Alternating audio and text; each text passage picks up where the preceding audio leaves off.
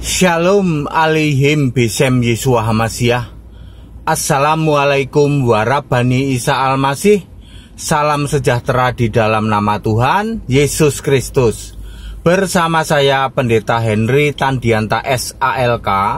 Kali ini kita akan membahas sebuah tema ya. Tema ini kiriman dari WA dari berbagai pihak. Ya, karena mereka semua nanyain ya. Jadi saya akan membuat sebuah tema. Judulnya gini nih ya. 6 prosedur keselamatan Alkitabiah ya.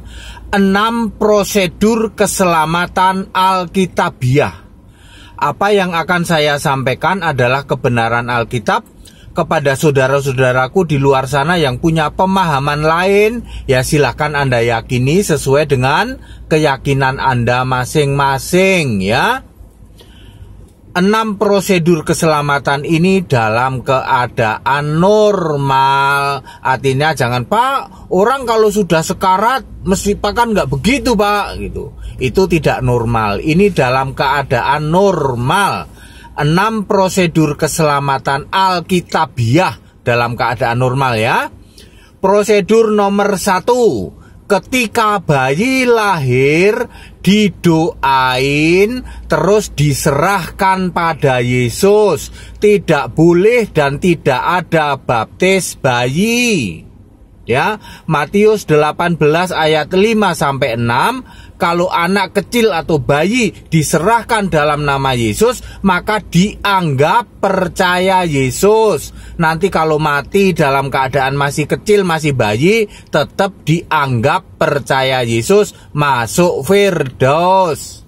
Jelas ya? Tidak ada baptis anak, baptis bayi tidak ada. Itu tidak ada aturan Alkitabnya. Itu baptis anak, baptis bayi itu ajaran manusia, jangan dilakukan lagi. Yang benar bayi adalah diserahkan kepada Yesus ya. Lalu yang prosedur nomor 2, setelah berumur sekurang-kurangnya 12 tahun, maka baptis dewasa dengan cara baptis selam. Harus telentang, ditenggelamkan lalu dibangunkan dan dibaptis dalam nama Yesus Kristus, bukan dalam nama Bapa, dalam nama Anak, dalam nama Roh Kudus. Itu sudah berlalu, itu zaman dulu ketika Yesus masih hidup. Ya, tetapi setelah Yesus naik ke surga, baptisan itu adalah di dalam nama Yesus Kristus.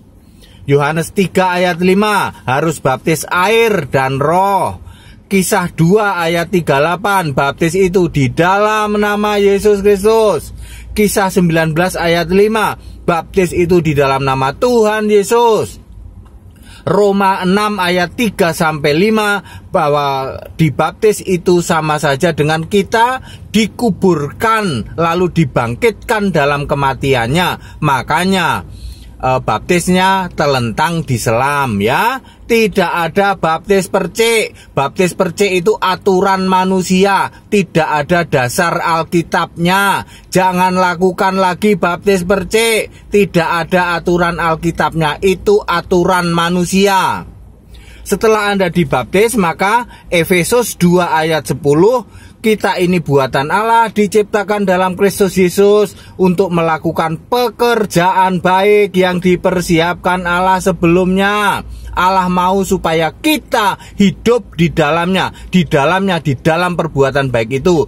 Jangan khawatir, orang yang sudah dibaptis nggak mungkin jahat, karena sudah jadi milik Kristus, dipersiapkan pekerjaan dan perbuatan-perbuatan baik. Prosedur nomor 3, ikut ibadah yang Alkitabiah. Jangan ibadah sembarangan, jangan ibadah menurut aturan manusia. Ikutlah ibadah yang Alkitabiah, yaitu A. Praise and worship, pujian dan penyembahan. Yohanes 4 ayat 24 ya. Segala puji, syukur, hormat, kemuliaan bagimu Yesus. Yang gitu-gitu ya. Ada pujian, ada penyembahan. Lagunya juga sorak-sorai memuliakan Tuhan ya. Yang B, yang Allah itu esa, bukan Tritunggal. Makanya Ulangan 6 ayat 4 disebut lagi oleh Yesus di Markus 12 ayat 29 bahwa Tuhan itu Allah kita, Tuhan itu esa, bukan Tritunggal. Tritunggal itu ajaran manusia, tidak ada ayat Alkitabnya ya.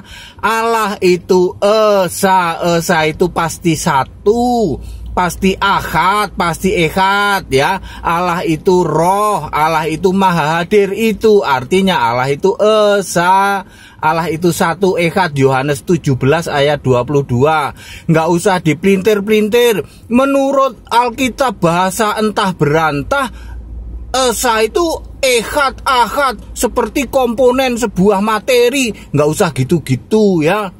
Nggak usah ngumpulin Alkitab bahasa macem-macem ya. Kalau kurang puas pakai bahasa Ethiopia, bahasa Rwanda sana dipelajari ya.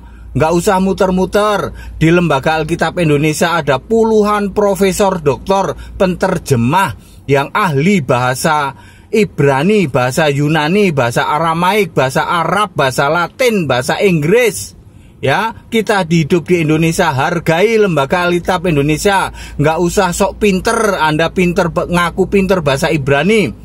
Sana datang ke LAI 5 menit Anda ngabur. Ya semangat banget nih Pak Pendeta. Habis gregetan ya.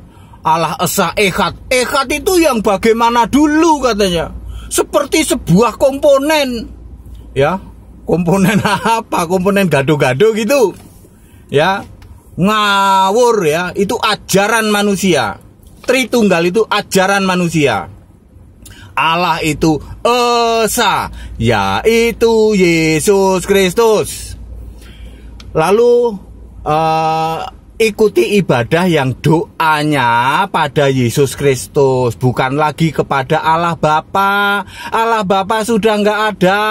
Allah Bapa itu ya Yesus Kristus. Yohanes 14 ayat 14. Jangan ibadah yang doanya pada patung, meskipun itu patung Yesus. Kurang mantep ibunya Yesus diajak, kurang mantep bapaknya Yesus diajak. Jangan mau nyembah patung. Itu ajaran manusia, bukan Alkitabiah, nggak ada di Alkitab. Jangan juga menyembah Yehova, saksi Yehova maupun pemuja Yahweh. Itu dipelintir-pelintir, gagal paham. Mantep banget Pak Pendeta ya. Ya supaya tahu ya, singkat padat tapi makjelep ya, tepuk jidat ya. Juga ikutlah ibadah yang menyadari dan memahami bahwa Alkitab itu seluruhnya firman Allah. Bukan kok cuman yang kata-kata dari Yesus itu firman Allah, sementara yang omongannya Maria, omongannya Yusuf, omongannya Paulus itu bukan firman Allah. Yang kayak gitu gagal paham. Alkitab itu produk Yesus, seluruhnya firman Allah. Ikuti ibadah yang meyakini bahwa Alkitab itu firman Allah. Makanya tidak perlu buku lain di luar Alkitab. Ngapain firman Allah kok cari referensi buku lain. Lalu prosedur nomor 4, nanti akan terima baptisan Roh Kudus oleh Yesus sendiri. Yohanes 1 ayat 33. Tanda-tandanya adalah karunia Roh Kudus 1 Korintus 12, nubuat, mujizat, membedakan roh, bahasa roh, dan tafsir bahasa roh. Kemudian akan ada buah-buah Roh Kudus Galatia 5 ayat 22. Kasih, sukacita, damai sejahtera, kesabaran, kebaikan, kemurahan, kelemah lembutan, kesetiaan, dan penguasaan diri. Prosedur nomor 5, melayani Tuhan. Amanat agung Tuhan Yesus, jadikan semua bangsa muridku dan baptiskan dalam nama Bapa, Anak, dan Roh Kudus. Siapa nama Bapa? Yesus. Yohanes 17 ayat 11-12.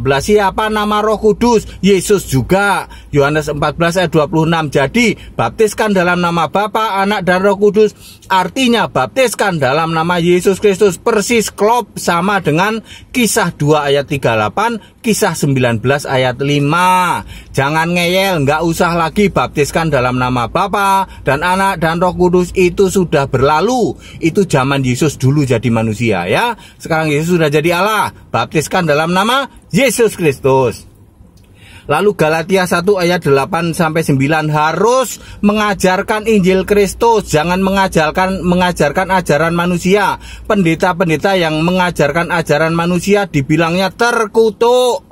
Pendeta-pendeta terkutuk yang mengajarkan ajaran manusia, Allah Tritunggal, nyembah patung, baptis percik, baptis anak, semua ajaran manusia. Siapa yang mengajarkan itu terkutuk. Lalu prosedur nomor 6, pertahankan iman, ya. Yakobus 2 ayat 26, iman dan perbuatan itu harus ada, ya. Tidak bisa hanya iman saja, perbuatannya nggak ada, itu nggak bisa. Iman dan perbuatan harus ada, ya. Iman tanpa perbuatan itu seperti ibaratnya mati, ya. Iman itu hanya pada Yesus, bukan pada Yahweh, bukan pada pemuja Yahweh atau Yahwehian, bukan Tritunggal, bukan juga dewa-dewa Sumbokong, dewa-dewa Kuan Im dan sebagainya, bukan. Iman yang menyelamatkanmu adalah iman kepada Yesus tok saja, only Jesus, ya. Siapa yang percaya Yesus nanti akan, kalau mati, dijemput malaikat, dibawa ke Firdaus. Lukas 16 ayat 22. Sementara kalau tidak percaya Yesus, Anda dijemput lawannya malaikat, yaitu setan, dibawa ke alam maut. Nah, jelas sekarang. Jadi itu 6 prosedur keselamatan, ya. Itu Alkitabiah. Yang di luar itu ajaran manusia. Aduh, sorry. Ya, jelas ya. Padat, singkat, dan clear, mak jelep, bikin tepuk jidat, ya. Alkitabiah tidak mungkin bisa dibantah, kecuali Anda bantahnya pakai tafsir, pakai teologi, modalnya ngotot, maki-maki, hujat caci maki, ya. Cuman itu modalnya Anda buat bantah. Ayat Alkitab tidak mungkin bisa dibantah. Semua yang saya sampaikan kebenaran Alkitabiah. Kepada saudaraku yang punya keyakinan di luar sana, kita beda iman, ya yakini aja sesuai dengan keyakinan Anda masing-masing. Ini semua kebenaran Alkitabiah, silahkan diuji, ya. Penjelasan ini padat, singkat, dan clear. Kiranya bermanfaat. Kita Indonesia, kita Pancasila, toleransi harus, keberagaman wajib disyukuri. Bersahabat dengan beda iman itu bisa, kalau toh dalam kehidupan sehari-hari kita mendapati kenyataan, loh kok keimanan kita tidak sama, ya nggak apa-apa, toh kita bisa hidup bersama-sama. Ayo saling menghargai, saling menghormati, jangan hujat, jangan caci maki, nyatakan kebenaran. Shalom Aleihim Besem Yeshua HaMashiach. Assalamualaikum warahmatullahi wabarakatuh. Salam sejahtera di dalam nama Tuhan Yesus Kristus. Tetap bersama saya, Pendeta Henry Tandianta, SALK. Haleluya. Amin.